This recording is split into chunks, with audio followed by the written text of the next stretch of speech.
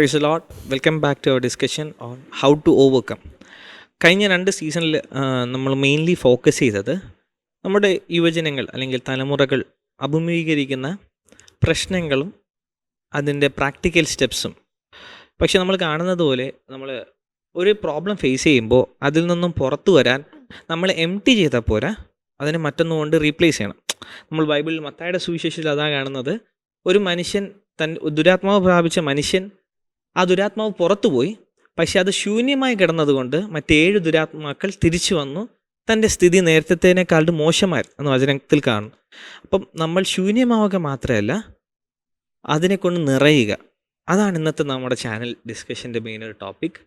നമ്മുടെ ലൈഫിൽ നമ്മൾ അനുഭവിക്കുന്ന പ്രോബ്ലംസിൽ നിന്നും പുറത്തു വരാൻ, നമ്മുടെ ആ പ്രോബ്ലംസിൽ നിന്നും മാറുക മാത്രമല്ല, പക്ഷേ ദൈവത്തെ കൊണ്ട് നമ്മുടെ ലൈഫ് നിറയ്ക്കുക. അതാണ് പാസ്റ്റർ നേരത്തെ പലപ്പോഴും പറഞ്ഞ പോലെ നമ്മുടെ സ്പിരിച്വാലിറ്റി തന്നെയാണ് ഇതെല്ലാം ഓവർകം ചെയ്യാൻ ഏറ്റവും ഒരു എക്സാമ്പിൾ.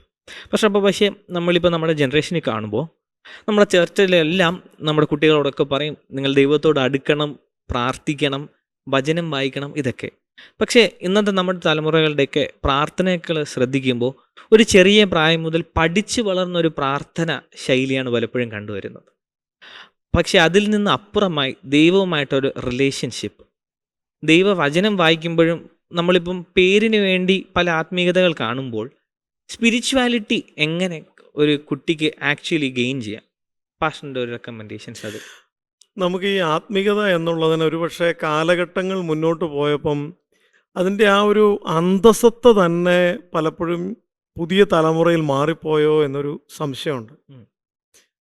പുതിയ തലമുറയിൽ മാത്രമല്ല, പൊതുവേ പറയണം. ആത്മീയത എന്നുള്ളത് മതഭക്തിയും ചടങ്ങും എന്നുള്ള പെരിഫറൽ ലെവലിൽ നിന്ന് ഒരു ആഴമായ ദൈവത്തോടുള്ള വ്യക്തിപരമായ ബന്ധം എന്ന ലെവലിലേക്ക് എന്തുകൊണ്ടോ വരുന്നില്ല. ഇപ്പം ഒരു ക്യാമ്പിൽ വെച്ച് ഒരു ചെറുപ്പക്കാരൻ എന്നോട് വളരെ ഇൻട്രസ്റ്റിംഗ് ആയിട്ടുള്ളൊരു കാര്യം പറയുന്നുണ്ട്. അവൻ പറഞ്ഞത്, അന്ന് ഞങ്ങൾ ജെന്യൂൻ സ്പിരിച്വാലിറ്റി എന്ന് പറഞ്ഞൊരു ടോപ്പിക്കാണ് ഡിസ്കസ് ചെയ്തത്. അപ്പോൾ ടീ ബ്രേക്കിൻ്റെ സമയത്ത് പുള്ളി എൻ്റെ അടുത്തിരുന്നു എന്ന് പറയുമായിരുന്നു, എൻ്റെ സാറേ, ആത്മീയത എന്നുള്ളതിൻ്റെ ആദ്യത്തെ ലേണിംഗ് നമുക്ക് കിട്ടുന്നത് നമ്മുടെ തന്നെ വീട്ടിൽ നിന്നൊക്കെയാണല്ലോ. അപ്പോൾ അദ്ദേഹം പറഞ്ഞ അദ്ദേഹത്തിൻ്റെ അമ്മയെക്കുറിച്ചാണ്. എൻ്റെ അമ്മ ചർച്ചിൽ ചെന്ന് കഴിഞ്ഞാൽ ഭയങ്കര ആക്റ്റീവാണ്, എല്ലാത്തിനും ബെസ്റ്റാണ്. ഒരു പ്രാർത്ഥനയൊക്കെ തുടങ്ങി ആ പ്രാർത്ഥന അവസാനിക്കുമ്പോഴേക്ക് എല്ലാവരും ആത്മാവിൽ ആരാധിക്കും. കാരണം അതുപോലെ സ്ഫുടമായ വാക്കുകൾ, ബൈബിളിൽ നിന്നുള്ള ഉദ്ധരണികൾ.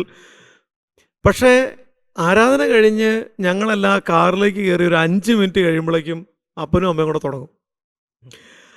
അത് പിന്നെ ചെന്ന് നിൽക്കുന്നത് ഇതേ നാവിൽ നിന്ന് വരുന്നത് ഒരു രക്ഷയില്ല കേൾക്കാൻ, അതുപോലത്തെ വാക്കുകളായിരിക്കും.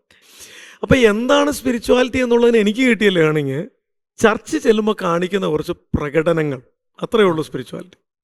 ഞാൻ അങ്ങനെയാണ് പൊതുവെ സ്പിരിച്വാലിറ്റിയെ കണ്ടുകൊണ്ടിരുന്നത്. അല്ലാതെ പ്രാക്ടിക്കൽ ലൈഫുമായിട്ടൊന്നും വലിയ ബന്ധമൊന്നും ഇതിനില്ല എന്ന് പലപ്പോഴും ഞാൻ കൺക്ലൂഡ് ചെയ്തിട്ടുണ്ട് എന്ന് അദ്ദേഹം എന്നോട് പറയുമായിരുന്നു. ശരിക്കുമുള്ള സ്പിരിച്വാലിറ്റി സ്റ്റാർട്ട് ചെയ്യുന്നത് ദൈവവുമായിട്ടുള്ള ഒരു എൻകൗണ്ടർ മൊമെൻറ്റ്സിലാണെന്ന് ഞാൻ പറയും. ഒരു എൻകൗണ്ടർ മൊമെൻറ്റ് പൗലോസിനൊക്കെ ഉണ്ടായ പോലെ, ഇല്ലെങ്കിൽ ജേക്കബിനുണ്ടായ പോലെ. ആ എൻകൗണ്ടർ സംഭവിക്കുന്നത് എന്താണെന്ന് വെച്ച് കഴിഞ്ഞാൽ, ഒരു പെരിഫറൽ ലെവലിൽ നിൽക്കുന്നതിൽ നിന്ന് ദൈവം ഒരു വ്യക്തിപരമായ ലെവലിലേക്ക് നമ്മളെ അങ്ങ് ടച്ച് ചെയ്യുകയാണ്. അപ്പം നമ്മൾ ഈ പറയുന്ന 1 മണിക്കൂർ ഇരുന്ന് പ്രാർത്ഥിച്ചു, 2 മണിക്കൂർ ഇരുന്ന് ബൈബിൾ വായിച്ചു എന്നതൊക്കെ അപ്രസക്തമാകും. നമ്മുടെ ലൈഫ് തന്നെ ഒരു പ്രാർത്ഥനയായിട്ട് അങ്ങോട്ട് മാറും. അതിൻ്റെ ഭാഗമായിട്ട് നമ്മൾ ഇരിക്കും, വായിക്കാനും ഇരിക്കും, പ്രാർത്ഥിക്കാനും ഇരിക്കും, മുട്ടയിലിരിക്കും, ഇതെല്ലാം ഉണ്ട്. പക്ഷെ അതല്ല ശരിക്കും. അതിനേക്കാളും ആഴത്തിൽ എവ്രി മൊമെൻറ്റ്. ഇപ്പം ഞാൻ ഫോണിലൂടെ ഒരാളോട് സംസാരിക്കുമ്പോൾ എൻ്റെ നാവിൽ നിന്ന് ഒരു വാക്ക് തെറ്റായി വീണ ആ നിമിഷം തന്നെ അരുതേ എന്ന് എൻ്റെ അകത്തുനിന്ന് കേൾക്കുന്ന ഒരു ശബ്ദം, അത് കേൾക്കാൻ പറ്റുന്ന ലെവലിലുള്ള സ്പിരിച്വൽ സെൻസിറ്റിവിറ്റി.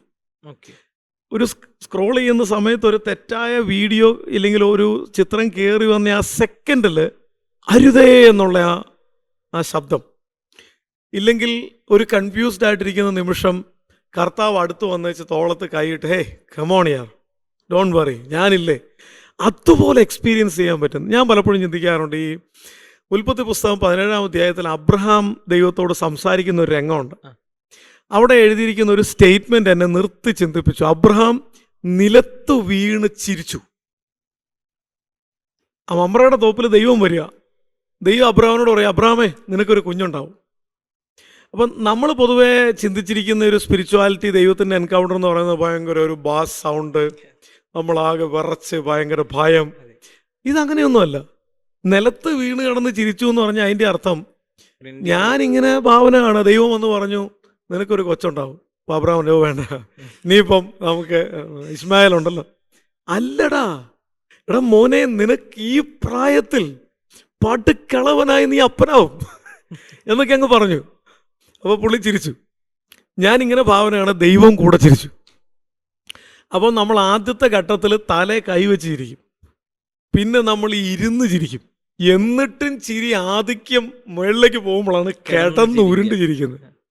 അപ്പോൾ ദൈവം ഇങ്ങനെ ഭയങ്കര സീരിയസ് ആയിട്ട് പിടിച്ചുകൊണ്ട് നിൽക്കുകയാണെങ്കിലൊന്നും അങ്ങനെയൊന്നും ചിരിക്കത്തില്ല, പേടിച്ചു. അങ്ങനെ ഉണ്ടായിട്ടുണ്ട്. അബ്രഹാം തന്നെ പറഞ്ഞിട്ടുണ്ട്, ഞാൻ പുഴുവും കൃമിയുമായി ഞാൻ സംസാരിക്കാൻ തുനിഞ്ഞാൽ അങ്ങനെയൊക്കെ.